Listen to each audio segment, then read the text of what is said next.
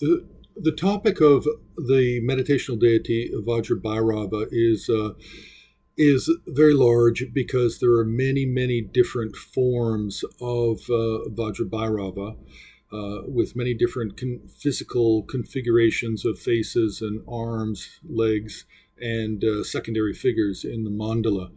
But in art, primarily, we find the nine-faced, 34-armed, and 16-legged form of Vajrabhairava in various mandala configurations. Also, sometimes he is solitary, which is called Ekavira, the solitary hero or the sole hero.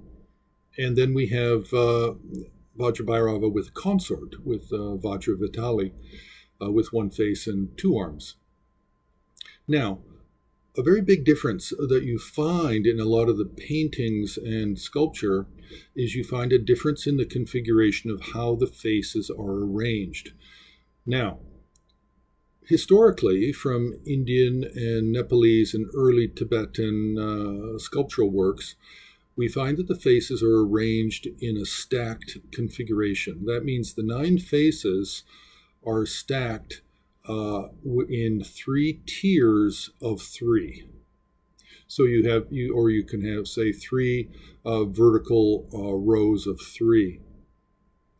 Now, after the 15th century and the rise of the Gelug Tradition and the teachings of Tsongkhapa, what we begin to find are a tremendous number of sculptural works and paintings where the faces are arranged differently. You have a central vertical row of three faces, and then on the right side you have three that are arranged horizontally, and on the left three that are arranged horizontally. So what we have now we have two systems of arranging the faces. One is called the stacked faces, in Tibetan zhal, tseg, and in the Gelug tradition we now have the zhal core, circular faces versus stacked faces. And there was some discussion in the 15th and 16th century over which was more original, which was more correct, which was based on Indian tradition. So this is something to look out for. Now, generally speaking, if you see this the circular faces, this arrangement, then for painting and sculpture, it is most likely, most probable that it will be a Gelug tradition work. And the stacked faces are going to be Sakya, Jonang, Kagyu. Now, there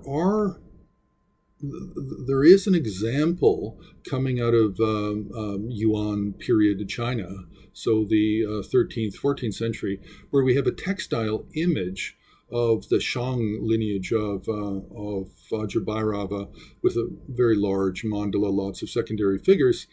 And the faces in this textile scroll work are actually in the circular face configuration.